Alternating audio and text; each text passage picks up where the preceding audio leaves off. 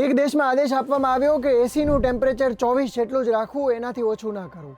બીજા દેશમાં બાળકોની સ્કૂલો બંધ કરી દેવામાં આવી. તો ત્રીજા દેશમાં એનર્જી ક્રાઇસિસના કારણે ઇમરજન્સી જાહેર કરવાની જરૂરિયાત પડી ગઈ. દુનિયાભરમાં યુદ્ધના કારણે આ પ્રકારના પરિણામો આવી રહ્યા છે, ત્યારે ભારતમાં પણ તેની અસર પડી રહી છે. ગુજરાત સમાચારના ડિજિટલ પ્લેટફોર્મ્સ પર હું છું મયુર. આજના વિડીયોમાં વાત કરીશું કે એનર્જી ક્રાઇસિસના કારણે દુનિયામાં અત્યારે કેવી કેવી સ્થિતિ ઊભી થઈ ગઈ છે. તો સૌથી પહેલા તો ભારતની વાત કરીએ. એપ્રિલ મહિનો શરૂ થઈ ગયો છે અને ભારતમાં કમર્શિયલ એલપીજી સિલિન્ડરના ભાવમાં આશરે 300 રૂપિયા જેટલો વધારો થયા હોવાના અહેવાલ છે. બીજી તરફ લક્ઝરી કાર્સ અને સુપર બાઇક્સમાં વપરાતું જે પરફોર્મન્સ ફ્યુઅલ હોય છે એના ભાવમાં પણ વધારો થયો છે. આ સિવાય વિમાની ઈંધણ એટલે કે એવિએશન ટર્બાઇન ફ્યુઅલ એટીએફના ભાવમાં પણ વધારો થયો છે, જેની લાંબા ગાળે ટિકિટ્સ ઉપર પણ અસર પડી શકે છે. આ તમામની વચ્ચે સરકાર શું કહી રહી છે? તો સરકાર તો કહી રહી છે કે ભારત પાસે ઉર્જા પૂરતા પ્રમાણમાં છે, ચિંતા કરવાની જરૂર નથી. જોકે આખી દુનિયા વૈશ્વિક પરિસ્થિતિને ઓળખી રહી છે અને એના કારણે દુનિયાના ઘણા બધા દેશોએ અગાઉથી પગલાં લેવાનું પણ શરૂ કરી દીધું છે. યુદ્ધ શરૂ થયું એ પહેલા બ્રેન્ટ ક્રૂડ ઓઇલનો ભાવ પ્રતિ બેરલ $72 આસપાસ હતો, જે હવે વધીને $119 પ્રતિ બેરલ આસપાસ થઈ ગયો છે. એવું માનવામાં આવે છે કે અમેરિકાએ તો આ ભાવને ભવિષ્યમાં $200 પ્રતિ બેરલ પહોંચી જાય એ માટેની તૈયારીઓ પણ શરૂ કરી દીધી છે. ભારતના પાડોશી દેશ પાકિસ્તાનની વાત કરવામાં આવે તો પાકિસ્તાનમાં 80% જેટલું ફ્યુઅલ છે બહારથી ઇમ્પોર્ટ કરવામાં આવતું હોય છે.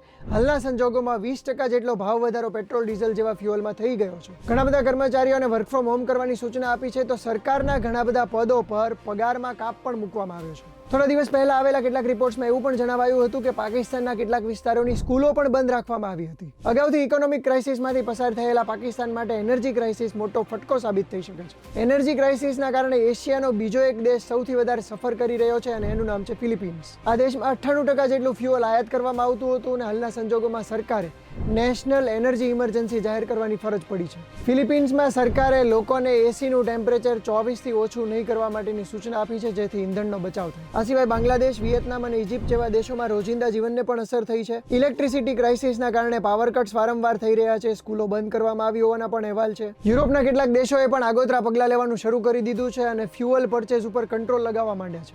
શ્રીલંકાની વાત કરીએ તો ઈંધણના ભાવમાં 25% જેટલો વધારો થયો છે. આ સિવાય ફ્યુઅલ બચાવવા માટે સરકારે QR code based rationing system શરૂ કરી છે, જેમાં કાર્સને વીકલી 15 લીટર જેટલું ફ્યુઅલ અપાશે અને બસ માટે 60 લીટર જેટલી લિમિટ કરવામાં આવી છે. ઓસ્ટ્રેલિયાએ પણ આગોતરા પગલાં લેવાનું શરૂ કરી દેતા પોતાના પેટ્રોલ ડીઝલ પરના જે ટેક્સ છે એને અડધા કરી દીધા છે. ઓસ્ટ્રેલિયા કોલસા અને નેચરલ ગેસ માટેનો મોટો સપ્લાયર દેશ માનવામાં આવે છે, એણે પણ આવા પગલાં લેવાનું શરૂ કર્યું છે, જે ચિંતાજનક છે. મિત્રો, હવે તો તમે જાણતા જશો કે ઈરાન પાસેની હોર્મુઝ સ્ટ્રેટ છે, ત્યાંથી ગ્લોબલ ઓઇલ સપ્લાયનો 20% જેટલો જથ્થો પસાર થતો હોય છે. યુદ્ધના કારણે હોર્મુઝ સ્ટ્રેટ બ્લોક થઈ જતા ઘણા બધા દેશોને તેની અસર થઈ છે. હાલના સંજોગોમાં ઓઇલ માર્કેટમાંથી 1.4 કરોડ બેરલ પ્રતિ દિવસ ઓછા થવાની શક્યતા છે અને ઓઇલના ભાવ ગ્લોબલી 40% જેટલા વધે એવી શક્યતા પણ માનવામાં આવે છે. જેના કારણે કોઈ પણ વસ્તુ એક દેશમાંથી બીજા દેશમાં ટ્રાન્સપોર્ટ કરવાનો ભાવ વધે એટલે મેડિસિન્સના પણ ભાવ વધે, ફૂડના ભાવ વધે અને તમારા જીવન જરૂરિયાતની દરેક વસ્તુના ભવિષ્યમાં ભાવ વધી શકે છે. સપ્લાય ચેઇનને અસર થવાના કારણે ફુગાવો વધી શકે અને છેલ્લે ઇકોનોમિક ક્રાઇસિસની પણ શક્યતા રહેલી છે. તો મિત્રો, આ તમામ આંકડાઓને જોતા તમને શું લાગે છે? શું ભારતે પણ અત્યારથી તૈયારી શરૂ કરી દેવી જોઈએ? એવા કયા પગલાં છે કે જે સરકાર લે તો ભવિષ્યમાં કોઈ પણ પ્રકારના સંકટથી દેશ બચી જાય?